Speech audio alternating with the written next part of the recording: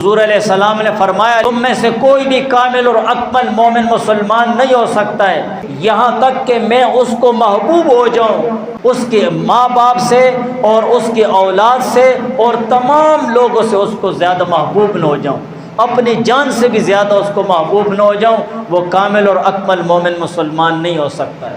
لیکن ایک بات ہے، محبت کی بات تو ہو گئی ہے کہ ہمیں حضور علیہ السلام کے ساتھ محبت کرنا ہے، لیکن اس محبت کا معیار کیا ہے؟